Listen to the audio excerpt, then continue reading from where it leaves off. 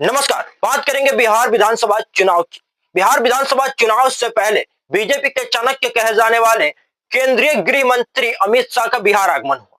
इसके बाद बिहार में राजनीतिक सरगर्मियां तेज हो गई और कई प्रकार के बयान भी आने लगे। चिराग पासवान का भी बयान आया। उधर मुकेश सहनी के पास बिहार मीडिया प्रभारी बीजेपी के भी पहुंच गए और उसके बाद जो अटकलें लगाई जा रही है बिहार की राजनीति में, वो काफी ज्यादा सरगर्मी बढ़ाने वाला है।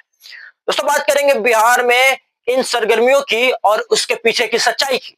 देखिए, मेन बात यह है कि बिहार में जब अमित शाह है तो उन्होंने कोर कमेटियों की बैठक ली और उसमें कई अलग अलग समाज के जो मंत्री हैं भाजपा की तरफ से, उनको उसमें शामिल किया गया था और उनका पर्सनल मीटिंग हुआ अमित शाह के साथ आगे की रणनीति पे, यानी बिहार चुनाव से संबंधित रणनीति पे। लेकिन उसमें बिहार के मल्लाह समाज से संबंधित राजभूषण चौधरी निषाद और हरीश साहनी को, जो बीजेपी के मंत्री हैं, उनको शामिल नहीं किया गया। ये खबरें निकलकर सामने आ रही है और जस्ट उसके ही कुछ घंटों के अंदर में अंतराल में उसी दिन ये खबर निकलकर सामने आती है कि बिहार बीजेपी के मीडिया प्रभारी जो है वह मुकेश सहनी से उनके पर्सनल ऑफिस पर जाकर मिलते हैं और जो है सो उनको इनविटेशन कार्ड देते हैं। बकायदा उस लेटर में लिखा हुआ है कि मुकेश सहनी को आना है ईद के कार्यक्रम में उनके आवास पे।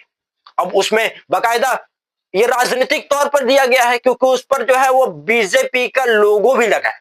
मान लीजिए मीडिया प्रभारी जो है बीजेपी के, उनको अपने घर पर पर्सनली एक भाईचारा के तरीके से बुलाना है मुकेश सहनी को, तो उसमें बकायदा बीजेपी का लेटर ले जाने की क्या जरूरत थी।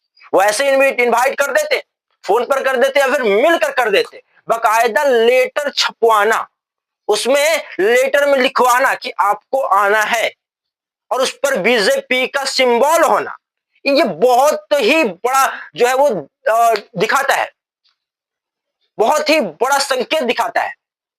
और लेकिन इस संकेत को हम हल्के में लेकर ही चले। क्यों? क्योंकि यह संकेत कोई बड़ा संकेत नहीं है। अभी बीजेपी को भी मुकेश सहनी की जरूरत है, तो डोडे तो डालेंगे ही। और डोडे इसलिए भी डालेंगे क्योंकि सरकार में आना है उनको। लेकिन मैं क्लियर कर देना चाहता हूं अपनी इस वीडियो में कि मुकेश सहनी आरजेडी महागठबंधन के साथ ही रहने वाले हैं। आप ये लेकर चलिए और जो है सो महागठबंधन से अभी गठबंधन नहीं टूटने वाला है वीआईपी का। और जो खबरें निकलकर सामने आ रही है उसके अनुसार आप ये क्लियर मानकर चलिए कि महागठबंधन में ही वीआईपी पार्टी रहेगी, चाहे बीजेपी अभी कितने भी डोरे डाल ले। खैर, उसमें 2 तारीख मेंशन की गई है जब मीडिया प्रभारी के घर उनको बुलाया गया है, उसमें है 31 तारीख और 1 तारीख। तो देखिए, 31 तारीख को तो खुद मुकेश सहनी का बर्थडे है, तो उस दिन वो ये बहाना जरूर बना सकते हैं कि मेरा बर्थडे था इसलिए मैं आ नहीं पाया। पर 1 तारीख को देखना पड़ेगा कि वो पहुंचते हैं कि नहीं ईद वाले इस कार्यक्रम में, इस उनके घर पर आयोजित कार्यक्रम में, जिसमें मीडिया प्रभारी इनवाइट करने गए थे उन्हें। और उसके बाद अगर वो पहुंचते हैं तो काफी ज्यादा राजनीतिक जो सरगर्मियां हैं वो तेज हो सकती हैं, क्योंकि बीजेपी के किसी कार्यक्रम में पहुंचना, बीजेपी के किसी नेता के कार्यक्रम में पहुंचना कहीं ना कहीं अटकलों के बाजार को गर्म करने वाला जो है वो प्रश्न खड़ा कर देगा। खैर, मुकेश सहनी अभी सबकी जरूरत है बिहार में। अमित शाह भी कम से कम जब बिहार आए तो उसके बाद ये घटना हुई है, तो ये दर्शाता है मुकेश सहनी की पावर को, उनके वोट बैंक की ताकत को। और वो भी दिखाता है कि हरीश सहनी हो या फिर राजभूषण चौधरी, वो केवल बीजेपी के एक जीते हुए कैंडिडेट में से है और एक मंत्री है, वो किसी समाज के लीडर नहीं है। और मुकेश सहनी भी कहते हैं कि वो लोडर है, लीडर नहीं है। और यह इस बात पर मुहर तब लग गई जब अमित शाह ने उन दोनों को जो है वो पर्सनल मीटिंग में और जगह नहीं दी, जो खबरें निकलकर सामने आ रही है मीडिया वालों के द्वारा। तो खैर, आपका क्या कहना है? इन लोडरों को क्या बीजेपी साइड करेगी और क्या मुकेश सहनी को फिर से अपने पार्टी में, अपने गठबंधन में लाने का प्रयास करेगी?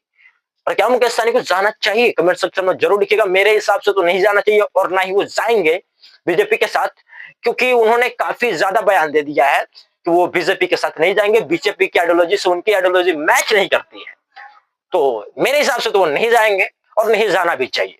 खैर, क्या होता है वो तो राजनीतिक गतिविधियों पर ही ध्यान देकर पता चलेगा। अभी वक्त है, वक्त के साथ बहुत सारे मिजाज बदलेंगे राजनीति के बिहार के। खैर, देखते चलिए होता है क्या। मिलते हैं नेक्स्ट वीडियो में, तब तक के लिए धन्यवाद।